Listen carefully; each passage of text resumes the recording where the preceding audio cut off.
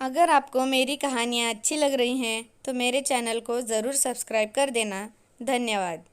अभिमानी राजकुमार की कहानी। एक राजा था जो बहुत ही न्यायप्रिय, समझदार और प्रजा का ख्याल रखने वाला शासक था।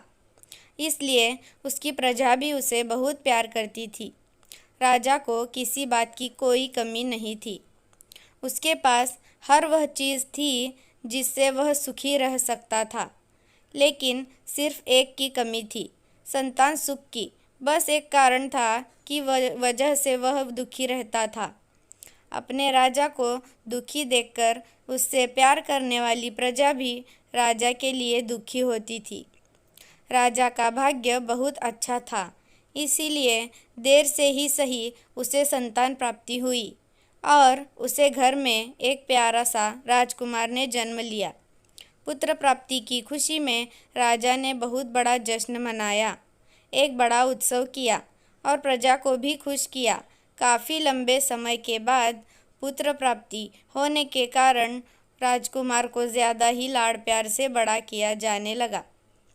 वह कहते हैं ना कि किसी भी बात की ज़्यादती अच्छी नहीं होती। ये कहावत सच हुई। राजकुमार जैसे जैसे बड़ा होता गया, वह बहुत ज़िद्दी और अहंकारी होता गया। उसे लगता कि वह राजकुमार है, इसलिए उसकी हर इच्छा पूरी होगी और हर कोई उसका आदेश गुलामों की तरह पालन करेगा। उसने प्रजा को और सैनिकों को अपनी मनमानी करते हुए बहुत परेशान किया। सभी राजकुमार से काफ़ी परेशान और दुखी रहने लगे। कई बार लोगों ने राजकुमार की शिकायत राजा से की। जब जब कोई राजकुमार की शिकायत लेकर आता, राजा का सिर शर्म से झुक जाता था। राजा इस परिस्थिति को बदलना चाहता था। राजा चाहता था कि उसका बेटा अच्छे काम करे, नेकी की राह पर चले। एक बार राजा ने बहुत बड़ी सभा बुलाई और उसमें अपने राज्य के तथा दूसरे राज्य के कई बुद्धिमान लोगों को बुलाया और उस सभा में इस विषय पर चर्चा की गई कि राजकुमार को सही रास्ते पर कैसे लाया जाए। कई बुद्धिमान सभासदों ने राजा को अलग अलग उपाय बताए, लेकिन राजा को किसी भी उपाय से संतुष्टि नहीं हुई।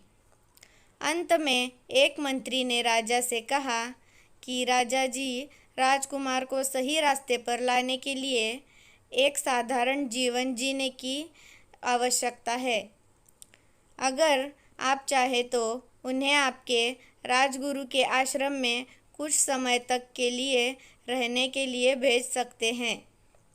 मैंने सुना है वहाँ से जानवर भी इंसान होकर निकलते हैं। राजा को यह उपाय काफ़ी पसंद आया। राजा अगले ही दिन राजकुमार को लेकर अपने राजगुरु के आश्रम पहुंच गए।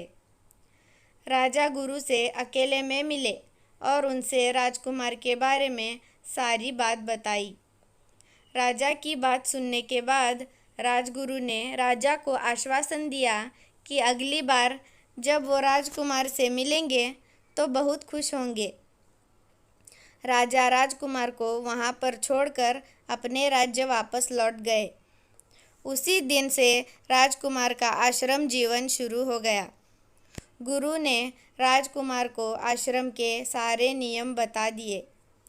जब राजकुमार को पता चला कि उन्हें भिक्षा मांगकर ही खाना मिलेगा, तो तुमसे बहुत गुस्सा आया।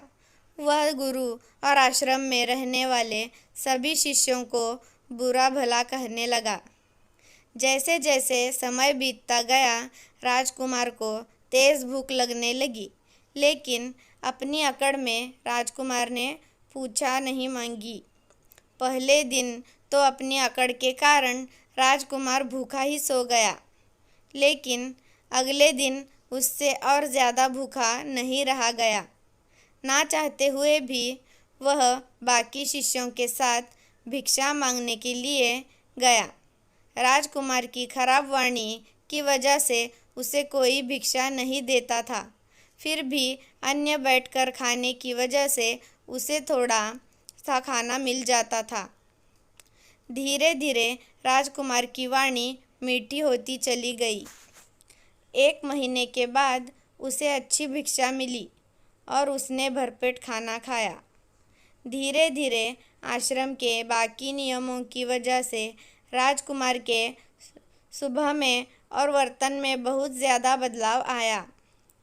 गुरु ने देखा कि अब राजकुमार में अच्छा बदलाव आ चुका है और उसके अपने राज्य वापस जाने का समय भी आ चुका है। इसलिए राजकुमार को अपने साथ लेकर वह सैर पर निकले। रास्ते में गुरु ने राजकुमार को एक बगीचे में गुलाब तोड़कर लाने के लिए कहा। राजकुमार गुलाब तोड़कर ले आया। गुरुजी ने उसे गुलाब सूंघने के लिए भी कहा और पूछा, कैसा लगा? गुलाब को सूंघते ही राजकुमार के चेहरे पर मुस्कान आ गई। राजकुमार ने गुलाब की खुशबू की बहुत तारीफ की। फिर गुरुजी ने उसे नीम के पत्ते तोड़कर लाने के लिए कहा। राजकुमार जैसे ही नीम के पत्ते तोड़कर लाया, गुरुजी ने उसे वह पत्ते खाने के लिए कहा। नीम के पत्ते मुंह में जाते ही राजकुमार का मुंह कड़वा हो गया और उसने तुरंत थूक दिया और इधर उधर पानी तलाशने लगा। ये सब देखकर गुरु मुस्कुरा रहे थे। पानी पीकर राजकुमार गुरु के पास आया और उनसे मुस्कुराने का कारण पूछा। गुरु ने उसे समझाते हुए बताया कि तुम भी अब तक इस नीम के जैसे कड़वाहट लिए बैठे हो। जिस तरह तुमने नीम को थूक दिया, वैसे ही अगर तुमने अपना व्यवहार, अपने गुण नहीं बदले तो सभी लोग तुम्हें अपने जीवन से निकाल फेंकेंगे। या फिर तुम इस गुलाब की तरह अपने अंदर अच्छे गुण लेकर आओ, जो सबको अपने पास होने पर भर से ही खुशी देता है। गुरु की बातें अच्छी तरह से समझने के बाद राजकुमार अपने राज्य वापस लौट गया।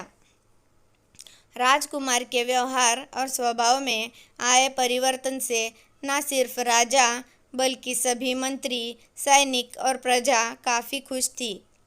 आगे चलकर राजकुमार काफ़ी न्यायप्रिय और अच्छा राजा बना। दोस्तों, इस कहानी की सबसे बड़ी सीख यही है कि अच्छे गुण जीवन में सबसे ज़्यादा महत्वपूर्ण हैं। आप दूसरों का भला करते करते खुद भी प्रगति करते हैं। देखिए दोस्तों, इसीलिए हमें हमेशा लोगों का भला करते रहना चाहिए और हमें दूसरों को सुख बांटना चाहिए, ना कि दुख। उससे हमें भी सिर्फ दुख ही मिलेगा और सुख बांटने से सुख ही मिलेगा।